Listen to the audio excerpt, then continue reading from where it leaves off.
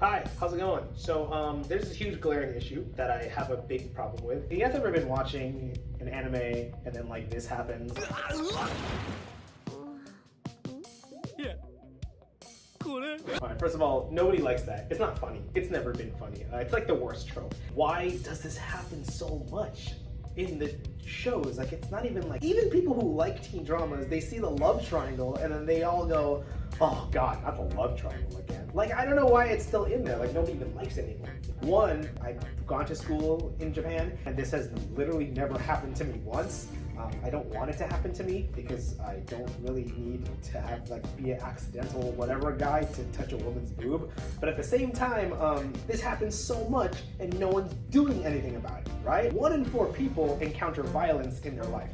1 in 4 people, that's 25% of the population, whether it's bullying or domestic violence or being mugged or whatever, right? But 1 in 4 people have never done a self-defense class before. I'm gonna teach a little bit of a self-defense right now. This video will have like actual self-defense things that you can take in context, but I'm also gonna strangely gear this video towards like as if you were the protagonist of like a really bad like simp anime. It's gonna get really weird and meta. Just go with it. It's just gonna be a fun video. I brought in Bob, but I'm gonna have to make a little change to him to do this video. Oh, there we go. Little nip slip right here. Damn, you're shredded. I'm trying to get like that right now. All right, Bob's going through a transition.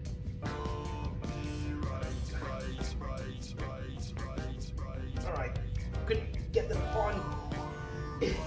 Shoulders are so freaking broad, I can't get them. They are as big as John Cena. I thought if I put all my weight into it, it would work. I kind of wimped out of it because I thought I'd rip it or something. I just gotta get this. Sometimes I wear this. Oh my gosh, I'm so sorry. Krisha, if I bust this one and it doesn't fit you anymore, I will buy you one. Yeah. All right. Got it. Okay. So this dummy that you can get at like Century is called Bob. Bob stands for Body Opponent Bag. But as you can see, she's gone through a transition. So her new name is Boob. Boob stands for Body Opponent Oppai Bag. So the first defense I'm going to teach is the classic one. The main character is running, he trips, he falls face first into a girl's boobs like this, and he like grabs it, right? So usually what I teach for a lot of my self-defense students is if you're ever going in a direction that is the direction of danger, is to, instead of opposing it, you're going to go with that direction to overcome the person with aggression. So example, if someone pulls my arm, instead of resisting and trying to pull away, you're gonna go with that person and punch that person in the face or palm strike or elbow or whatever. If you guys look at this video real quick, an example is this mugger comes to like take her purse and then like she's pulling for a second, right? And then she just slams into him with a flying knee because he pulled her. So that's like a really good viable strategy. So check it out. So let's say I'm running, okay? I'm the main character. I'm running, right? I trip and I fall, okay? I see that the pair of boobs are right here. I'm gonna go with it. I'm gonna step out, right, towards the person, and I'm going to punch the girl in the face. So I'm here, I'm stepping out, right? And I punch the girl in the face. One more time. You ready? So I'm here, right? I'm walking. Oh no, I'm tripping. Punch in the face just like that. Wow. あいつの母ちゃんめっちゃデベソだよな。Like me. If you're watching one of those really stupid anime where like they lose balance for a long time, like that's so freaking long. Just roll or regain your balance, bro. But if you have that much of a run up, you can even flying sidekick. In the face. Oh no, I'm losing my balance.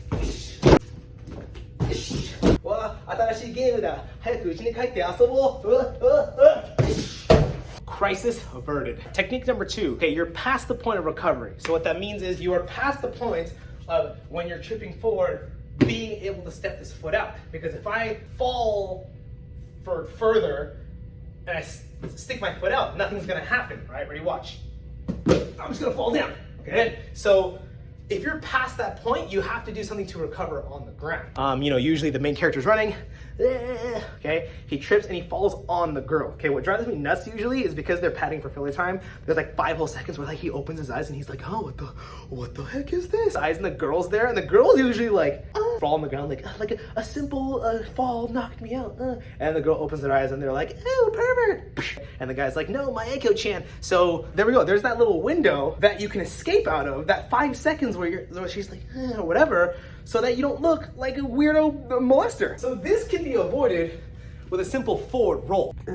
So how I teach a shoulder roll is, so I like to roll off my right side, but for the sake of the video, I'll mirror you, I'll do it on my left, because I'm a good teacher. I do both sides for my students. I usually tell them, have this knee kind of more in front, take the shoulder, and I tell them just to touch it on the floor near their knee. Touch it on the floor like that. Right, this knee's in front, right?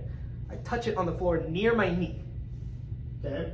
What a lot of times happens is people touch the shoulder on the floor, but they don't touch it near the knee. They go like this. And I'm like, no, bro, your body has to be in a ball position. So if you touch your shoulder close to your knee like this, your body's more in a ball position, right? Because you're gonna roll, you gotta make the shape of a ball. Now, another thing that a lot of people will say, well, they'll be like, oh, but when I put my shoulder on the ground, I start to lose balance and start to fall forward. Good, that's what you should aim for. You should lose balance because when you roll, you want most of your weight to go over your shoulder. A roll is basically you're falling forward, but then you recover out of it, right? If you have perfect balance, you can't roll because it means you're upright. So if you're falling forward like this and you're like, ugh, oh no, I'm falling forward, that's what you want, because that's the direction that your roll is gonna go. You're just gonna let it go that way. And you roll. What a lot of people will do is they're not gonna kick straight up. People's proprioception of like behind them is like fricked. A lot of people can't throw back kicks because when they throw a back kick, they think they're throwing it out like that, but they're not looking, and what they're actually doing is they're doing this.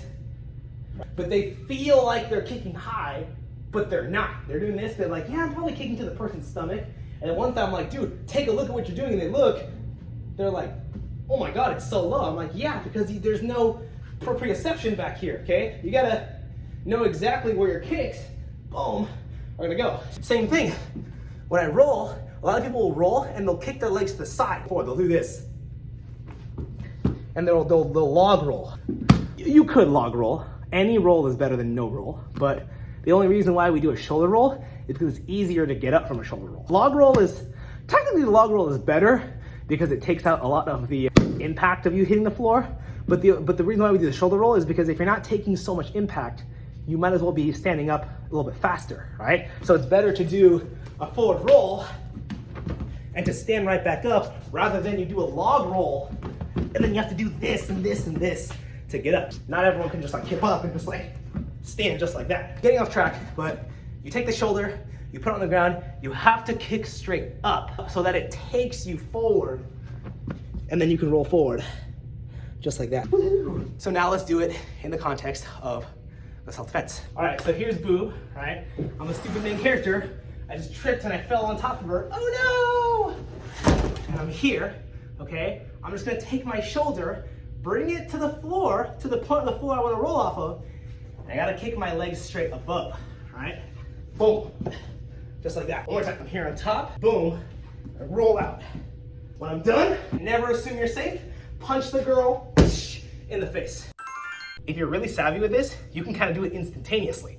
Oh no, I'm falling on the girl. Roll out of it right away, come up, punch her in the face. Roll. Never assume you're safe. If you guys see a lot of security video, there's a lot of times someone will defend themselves, and then right after they clock the person in the face, and the person's like, oh no, it hurts so bad, and then they'll like swing back a lot of times. So always make sure the person's not a threat before you let your guard down. Crisis averted. All right, lastly, let's do a really special one. So that one was for if I was mounting the girl. Like I fell on top of her. Okay, now let's just say that the girl lands on top of you. Mount position. They're landing on me. Okay, here's what you do. Okay, so I'm gonna use this guy now because he has legs, Boob does not. Girl lands on top of me, straddle position, like this, and then like this. And I'm like, oh no. main character. And then she wakes up and she's like, ew, you pervert. So this is what you're gonna do. This is a regular jujitsu defense to doing this, okay? What I'm gonna do is make sure that their hands are on the ground. Instead of them being up here, I'm gonna make sure they're here. That could be done by physically grabbing and pulling them down. What a lot of jiu-jitsu people do is they'll usually bump their hips. If you bump their hips, it makes them lose off balance, but sometimes that doesn't always work. So you can pull them down, or some people do the knee and they bump up. It's just, I don't really teach my students that, because a lot of times when I tell them you can use your knee to bump the person up, I mean you can raise your leg to push them, and then what they do is they just like corn dog their partner right in the butt. I pull so her hands are on the ground. I'm gonna trap one of the arms. I like to trap going underneath the arm. See that? I'm under the arm. Some people like to trap going over the arm. Doesn't matter as long as the arm stays here. I like to trap under, boom, just like this, okay? I'm also gonna trap the same side leg. So I'm trapping this arm, so I'm also gonna trap this leg. Sorry, I like to go under, boom. And I trap this leg. This person's legs are really short. I trap this leg, okay? If they're a full-size person, I can probably do it. If they're not a full-size person, if they're actually this big, this small and this light, just toss them off of me. Person's not very big, so I gotta push this leg in here, okay? But usually their leg will be long enough to reach. Trust me, I'm a professional. Now what I'm gonna do is something called a bump and roll. I've trapped essentially 2 limbs. And I tell my students, think of it like a table. If you take 2 legs away of a table, the table falls. I'm taking away this side's 2 legs, so I'm gonna roll in that direction, and now I'm getting to guard position. So usually what we do is we usually do like a pass, so you can like bring these down and kind of pass around here, but that's more jujitsu. In a self-defense context, someone's pulling a guard on you, it's a great position to just hit them right in the weenie. You know, some girls have weenies. If you're a female, they have female parts, it still hurts. It still hurts. Anyone getting punched in the crotchal region, it hurts. So just punch them. Here, punch them in the face, whatever you gotta do. Make sure you trace the legs so you don't get kicked on the way up. Cool, okay. So, there we go. That was a self-defense video for you guys.